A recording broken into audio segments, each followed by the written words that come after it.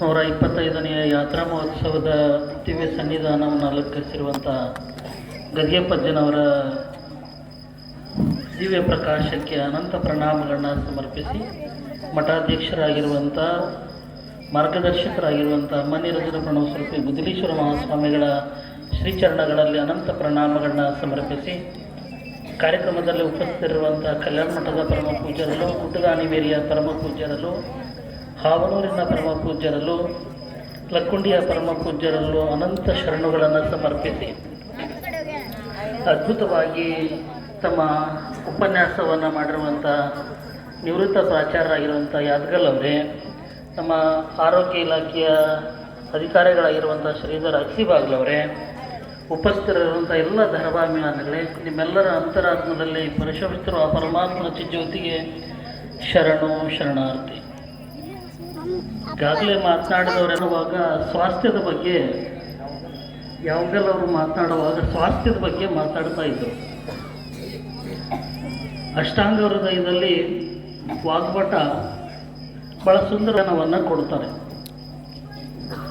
ಸಮದೋಷ ಸಮಾಗ್ನಿಶ್ಚ ಸಮಧಾತು ಮಲಕ್ರಿಯ ಪ್ರಸನ್ನ ಆತ್ಮೇಂದ್ರಿಯ ಮನಃ ಸ್ವಸ್ಥ್ಯ ಇತ್ಯವಿಧೀಯತೆ. ಸ್ವಸ್ಥ್ಯ ಅಂತಂದರೆ ಏನು ಅನ್ನೋದಕ್ಕೆ ಬಹಳಷ್ಟು ಅರ್ಥಪೂರ್ಣವಾದಂಥ ವ್ಯಾಖ್ಯಾನವನ್ನು ಅಲ್ಲಿ ವಾಗ್ಭಟ ಕೊಡ್ತಾನೆ. ಎಲ್ಲ ನಮ್ಮ ವಿಶ್ವ ಆರೋಗ್ಯ ಸಂಸ್ಥೆಯವರು ದೈಹಿಕ ಆರೋಗ್ಯ, ಮಾನಸಿಕ ಆರೋಗ್ಯ, ಸಾಮಾಜಿಕ ಆರೋಗ್ಯ ಅಂತ ಡೆಫಿನೇಷನ್ ಕೊಟ್ಟರೆ, ನಮ್ಮ ಭಾರತೀಯ ಪರಂಪರೆ ಅದನ್ನು ಮುಂದುವರೆದ ಭಾಗವಾಗಿ ಸ್ವಾಸ್ಥ್ಯವನ್ನು ಕೊಡುತ್ತೆ. ಆರೋಗ್ಯವನ್ನು ಮೀರಿದಂತಹದ್ದು ಸ್ವಾಸ್ಥ್ಯಕ್ಕೆ ಸಮನಾಗಿರುವಂಥದ್ದು ಇನ್ನೊಂದು ಇಲ್ಲ ಅನ್ನುವಂಥದ್ದು. ಕಾರಣ ಏನು ಅಂತಂದರೆ ಅಲ್ಲಿ ಹೇಳ್ತಾರಲ್ಲ, ಸಮದೋಷ. ನಮ್ಮ ದೇಹದೊಳಗೆ ನಾವು ಏನೇ ಕಾಯಿಲೆಗಳು ಬಂದರೂ ಕೂಡ 3 ತ್ರಿದೋಷಗಳಿದ್ದಾವೆ: ವಾತ, ಪಿತ್ತ ಮತ್ತು ಕಫ. ಇವುಗಳಲ್ಲಿ ವ್ಯತ್ಯಾಸ ಆದಾಗ ನಮ್ಮ ಆರೋಗ್ಯದಲ್ಲಿ ವ್ಯತ್ಯಾಸ ಆಗ್ತಾ ಹೋಗುತ್ತೆ. ಹಾಗಾಗಿ ವಾತ, ಪಿತ್ತ ಮತ್ತು ಕಫಗಳನ್ನು ಸಮನಾಗಿ ಇಟ್ಕೊಳ್ಬೇಕು ಅಂತ. ಇನ್ನು ಸಮಾಗ್ನಿಶ್ಚ, ಅಗ್ನಿ. ನಮ್ಮೊಳಗೆ ಜಠರ ಅಗ್ನಿ ಅಂತ ಕರಿತೀವಿ. ನಾವೆಲ್ಲ ಅಗ್ನಿ ಯಾವುದಂತೀವಿ? ಹೊಟ್ಟೆಗೆ ಹೊಟ್ಟೆ ಕಿಚ್ಚು. ಆ ಹೊಟ್ಟೆ ಕಿಚ್ಚು ಇರಬೇಕು, ಅದು ಸಮನಾಗಿದ್ದರೆ ಉತ್ತಮ. ಹೆಚ್ಚಿಗೆ ಆಗಿದ್ದರೆ ನಾವೆಲ್ಲ ಹೊಟ್ಟೆ ಕಿಚ್ಚು ಪಡ್ತೀವಲ್ಲ. ಪಕ್ಕದ ಮನೆಯವರು ಕಾರ್ ತಂದರು, ನಮಗೆ ಸಹಿಸೋಕ್ಕಾಗಲ್ಲ, ಅವನ ಮನೆಗೆ ಒಂದು ನಿಂಬೆ ಹಣ್ಣು ಒಯ್ಯೋದು. ಮತ್ತು ಹಾಗಂತ ಕಮ್ಮಿ ಆಗಿಬಿಟ್ರೂ ಅಲ್ಲಿ ಆರೋಗ್ಯ ಕೆಡ್ತದೆ. ಹಾಗಾಗಿ ಹೊಟ್ಟೆಯೊಳಗಿರುವಂಥ ಅಗ್ನಿ, ಜಠರ ಅಗ್ನಿ, ಅದು ಸಮನಾಗಿ ಇರಬೇಕಂತ. ಇನ್ನು ಮಲಕ್ರಿಯ ಅವ್ರು ಹೇಳಿದರು, ನಮ್ಮ ಶ್ರೀಧರ್ ಅವರು ಬಹಳ ಸುಂದರವಾಗಿ ಹೇಳಿದರು ಇನ್ನು ಮಲದ ಬಗ್ಗೆ. ನಮ್ಮೊಳಗೆ ಮಲ ಅಂತಂದರೆ ಬರೀ ನಾವೆಲ್ಲ ವಿಸರ್ಜನೆಗೆ ಹೋಗ್ತೀವಲ್ಲ, ಅದು ಒಂದೇ ಮಲ ಅಂದರೆ ಅಲ್ಲ. ನಮ್ಮ ದೊಡ್ಡ ಕರಳಿಂದ ಹಿಡಿದು ನಮ್ಮ ಚರ್ಮ, ಶ್ವಾಸಕೋಶವು ಕೂಡ ಮಲವನ್ನು ಹೊರಗೆ ಹಾಕ್ತದೆ. ಅವು ಕೂಡ ಸರಿಯಾಗಿ ಹೋಯಿತು ಅಂತಂದರೆ ಆರೋಗ್ಯ ಸರಿಯಾಗಿರುತ್ತೆ. ಏನು, ಮಲಗಿದ ತಕ್ಷಣ ನಿದ್ದೆ, ಎದ್ದ ತಕ್ಷಣ ಲದ್ದಿ. ಯಾರು ಚೆನ್ನಾಗಿ ಆಗ್ತದೋ ಅವನು ಆರೋಗ್ಯವಾಗಿ ಇರ್ತಾನೆ ಅನ್ನುವಂಥದ್ದನ್ನು ಹೇಳ್ತಾರೆ.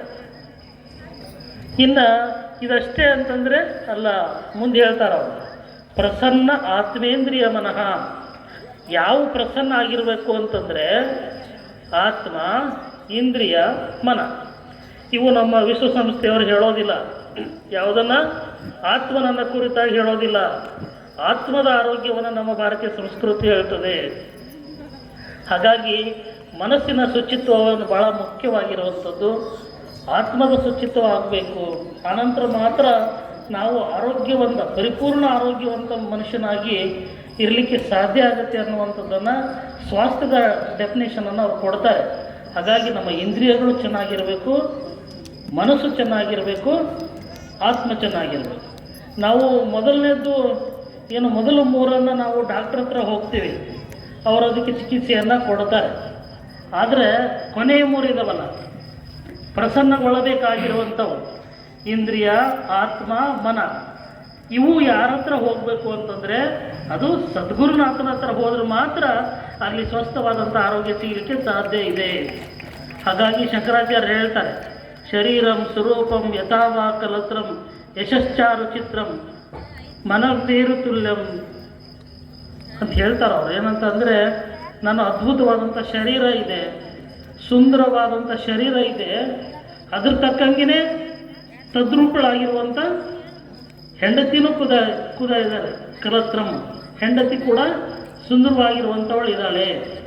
ನಿನಗೆ ಯಶಸ್ಚಾರು ಚಿತ್ರಂ, ಯಶಸ್ಸು ಅನ್ನುವಂಥದ್ದು ಭಾಳ ಎತ್ತರದ ಯಶಸ್ಸು ಸಿಕ್ಕಿದೆ. ಧನಮೇರು ತುಲ್ಯಂ ಅಂತ ನಾವು ಸಾಕಷ್ಟು ಸಂಪತ್ತಿದೆ. ಇವೆಲ್ಲ ಇದ್ದು ಏನು ಪ್ರಯೋಜನ? ನಿನ್ನ ಮನಸ್ಸು ಗುರುವಿನ ಚರಣದಲ್ಲಿ ಸಮರ್ಪಣೆಗೊಳ್ಳದಿದ್ದರೆ ಏನು ಸಾರ್ಥಕ? ತತಕ್ಕಿಂ ತತಕ್ಕಿಂ ತತಕ್ಕಿಂ ಅಂತಾನೆ.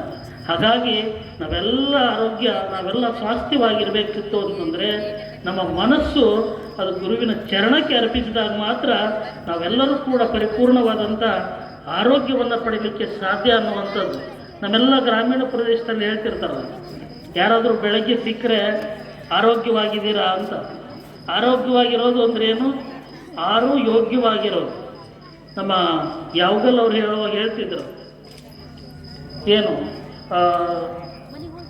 ಪುರುಷಾರ್ಥಗಳ ಬಗ್ಗೆ ಹೇಳಿದರು. ಅವೆಲ್ಲ ಹೇಳಿದಲ್ಲ, ಕಾಮ, ಕ್ರೋಧ, ಲೋಭ, ಮೋಹ, ಮದ, ಮತ್ಸರ, ಇವು 6 ಅದಾವಲ್ಲ, ಇವು 6 ಕರೆಕ್ಟಾಗಿದ್ದರು ಅಂತಂದ್ರೆ ಅವನು ಆರೋಗ್ಯವಂತ ಅಂತ.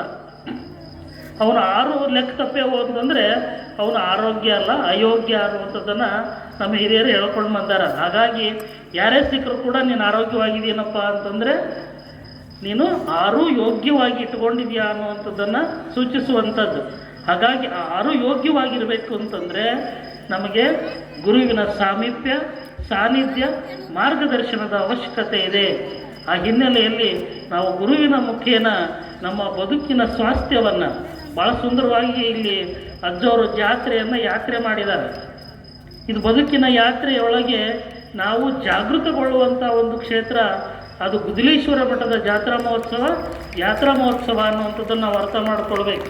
ನಮ್ಮ ಬದುಕಿನ ಯಾತ್ರೆಯಲ್ಲಿ ಗುರು ಅನ್ನುವಂಥದ್ದು ನಮ್ಮನ್ನು ಸದಾಕಾಲ ಜಾಗೃತಗೊಳಿಸೋದ್ರ ಮೂಲಕ ಈ ಬದುಕಿನ ಯಾತ್ರೆ ಭಗವಂತನ ಕಡೆಗೆ ತಲುಪಿಸುವಂಥ ಒಂದು ಮಾರ್ಗದರ್ಶನ ಯಾರು ಕೊಡ್ತಾರೆ ಅಂದರೆ ಅದು ಸದ್ಗುರುನಾಥ ಗುದಲೇಶ್ವರ ಮಹಾಸ್ವಾಮಿಗಳು ಅನ್ನೋದನ್ನು ನಾವೆಲ್ಲರೂ ಅನ್ನುವಂಥದ್ದನ್ನು ಈ ಸಂದರ್ಭದಲ್ಲಿ ತಿಳಿಸಿ, ನಮ್ಮ ಪರಮ ಪೂಜ್ಯ ಗುದಲೇಶ್ವರ ಮಹಾಸ್ವಾಮಿಗಳವರು ನಮ್ಮ ಭಾಗದಲ್ಲಿ ಅತ್ಯಂತ ಅನುಷ್ಠಾನ ಮೂರ್ತಿಗಳು, ಪೂಜಾನಿಷ್ಠರು. ಹಾಗಾಗಿ ಅಂತಹ ಹಿರಿಯ ಪರಮ ಪೂಜ್ಯರ ಮಾರ್ಗದರ್ಶನದಲ್ಲಿ ನೀವೆಲ್ಲರೂ ಕೂಡ ಬದುಕಿನ ಯಾತ್ರೆಯನ್ನು ಸುಂದರಗೊಳಿಸಿಕೊಳ್ಳೋಣ ಅನ್ನುವಂಥದ್ದನ್ನು ಈ ಸಂದರ್ಭದಲ್ಲಿ ತಿಳಿಸಿ, ಅಂಥ ಪರಮ ಪೂಜ್ಯರ ಆಶೀರ್ವಾದ ನಿಮ್ಮೆಲ್ಲರ ಮೇಲೆ ಸದಾಕಾಲ ಇರಲಿ ಅಂತ ಆಶಿಸಿ ನನ್ನ ನುಡಿಗಳಿಗೆ ವಿರಾಮ ಕೊಡ್ತೇನೆ. ಓಂ ಶಾಂತಿ ಶಾಂತಿ ಶಾಂತಿ.